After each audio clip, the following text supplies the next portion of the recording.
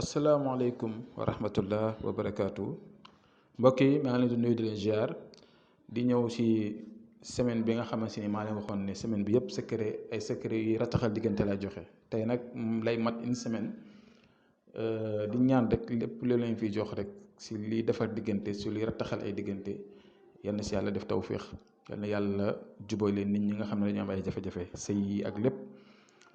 comme li ma leen di faral di wax toujours rek secret yi ñu leen di jox da leen ko def si anam bu rafet lu neex yàlla ndax dañuy dimbalante yoon duñ fi nekk nag naan duñ joxe lii ndaxte dafa am ñu bon déedéet sinon doo dimbale kenn te du ñëpp ñooñu mën a gis ñu defal leen kon dañuy joxe ku si nekk rek yow sa nitu bopp nga yaay defal am na ñoo xam ne dañoo naqadee nag defal waxuma laa sax ñoo xam ne dañuy jël ay secret yi da ko defal seen bopp am na ñoo xam ne dañuy def ba son duñ gis ñii dañuy def di gis ñii di def duñ gis àddina moo tëddee noonu waaye ñu ngi ñaan yàlla képp ku si jublu lu baax rek lépp loo fi def rek yaa ngi si gis résultat yu yéeme incha allah lii ne ngeen gis seen écran bi nag lii benn mbir la boo xam ne ñu ngi ko jëlee si àll bi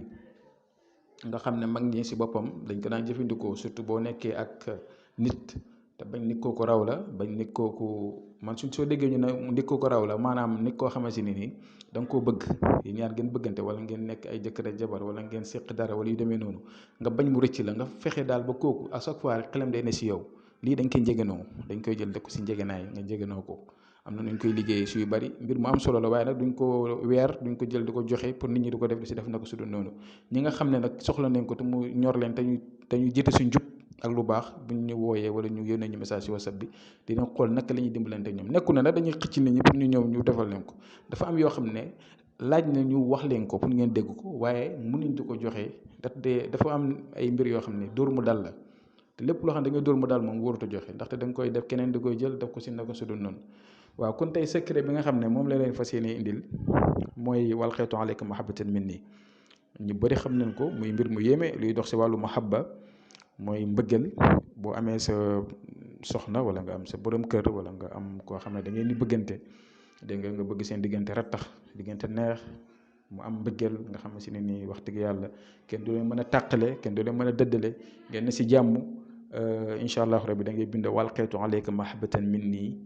dégg nga da nga koy bind comme ni ngeen ko gisee nii waaye ñaari miim yi rek la ñuy ubbi miimu mahabba bi ak miimu minni bi